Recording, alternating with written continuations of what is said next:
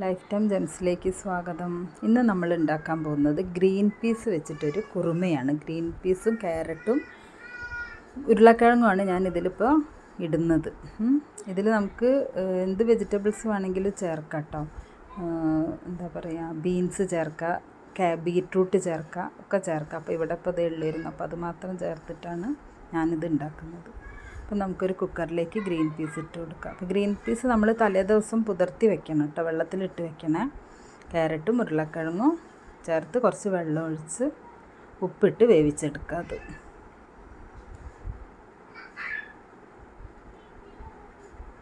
അപ്പോൾ ഇത് അത്യാവശ്യം കുറച്ച് വേവുള്ളൊരു ഗ്രീൻ പീസാണ്, അതുകൊണ്ട് ഞാൻ 5 വിസിലാണ് എടുത്തത്. 5 വിസിലിന് ഇത് കറക്റ്റ് വേവായിട്ട് വരും.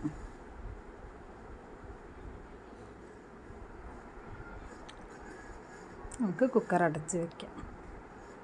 പിന്നെ ഇതിലേക്ക് വേണ്ടത് വലിയ ഉള്ളി, പിന്നെ പച്ചമുളക്, ഇഞ്ചി വെളുത്തുള്ളി ചതച്ചത്, ഗരം മസാല, കുരുമുളക് പൊടി, മല്ലിപ്പൊടി, മഞ്ഞൾപ്പൊടി, തേങ്ങ, ഇത്രയും സാധനങ്ങളാണ് ഇതിലേക്ക് ഇനി നമുക്ക് വേണ്ടത്. അപ്പോൾ നമ്മളെ ഗ്രീൻ പീസ് വെന്തിട്ടുണ്ട്. ഇനി നമുക്ക് ഒരു പാൻ അടുപ്പത്ത് വെച്ച് അതിലേക്ക് ഒരു 2 ടേബിൾ സ്പൂൺ വെളിച്ചെണ്ണ ചേർത്ത് കൊടുക്കാം. വെളിച്ചെണ്ണ ചൂടായി വരുമ്പോൾ നമുക്ക് ഇഞ്ചി വെളുത്തുള്ളി നമ്മൾ ചതച്ച് വെച്ചതും കൂടി ഇതിലേക്ക് ചേർത്ത് നന്നായിട്ടൊന്ന് വഴറ്റിയെടുക്കണം കേട്ടോ.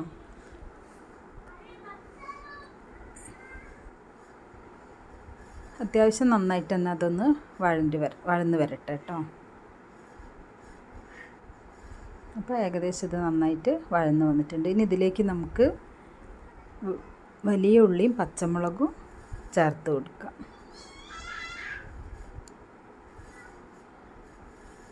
വലിയ ഉള്ളി ഞാൻ 2 ചെറിയ ഉള്ളി എടുത്തത്, വലുതാണെങ്കിൽ 1 മതി.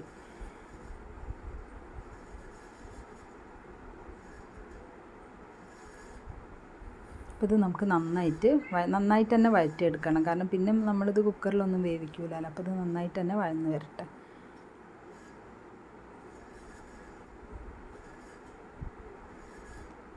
ഇതിലേക്ക് നമുക്ക് കുറച്ച് ഉപ്പ് ചേർത്ത് കൊടുക്കാം. നന്നായിട്ട് ഇളക്കി നന്നായി വഴന്ന് വരുന്നത് വരെ ഇളക്കി കൊടുക്കാം.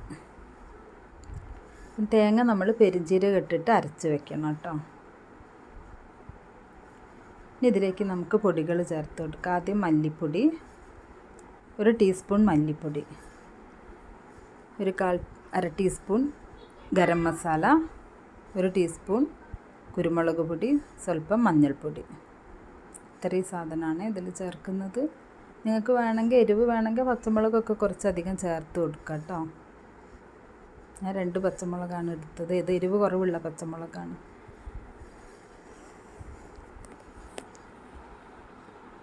അപ്പോൾ ഇത് നന്നായിട്ട് വഴന്നു കഴിഞ്ഞാൽ ഇതിലേക്ക് നമുക്ക് വേവിച്ച് വെച്ച ഗ്രീൻ പീസും ക്യാരറ്റും ഉരുളക്കിഴങ്ങും ചേർത്ത് കൊടുക്കാം.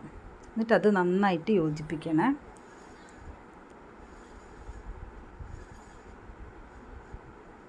ഇത് നന്നായി യോജിപ്പിച്ചിട്ട് നമുക്ക് കുറച്ച് നേരം ഒന്ന് മൂടി വെച്ചിട്ട് വേവിച്ചെടുക്കാം.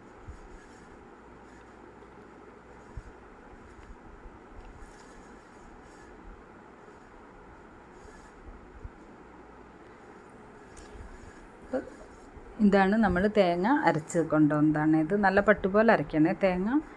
ആ തേങ്ങ നമുക്കിതിലേക്ക് ചേർത്ത് കൊടുക്കാം.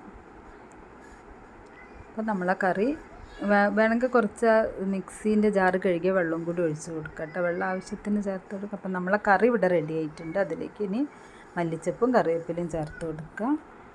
ഇനി നമുക്കിത് സേവ് ചെയ്യാം കേട്ടോ. പത്തിരീൻ്റെ കൂടെയാണ് ഇത് നമ്മളിന്ന് സേവ് ചെയ്യുന്നത്. അപ്പോൾ നമ്മളെ ഡിഷ് എല്ലാവരും കണ്ടല്ലോ. എല്ലാവരും ഒന്ന് ട്രൈ ചെയ്ത് നോക്കുക, അഭിപ്രായം അറിയിക്കുക. ചാനൽ കാണുക, സബ്സ്ക്രൈബ് ചെയ്യുക. എല്ലാവരും ബെൽ ബട്ടൺ അമർത്തുക. എല്ലാവരും ഷെയർ ചെയ്യുക, ലൈക്ക് ചെയ്യുക. അപ്പം നമ്മളെ വിഭവം എല്ലാവരും കഴിച്ചോളൂ. കഴിച്ചിട്ട് എല്ലാവരും അഭിപ്രായം പറയും കേട്ടോ. Thank you.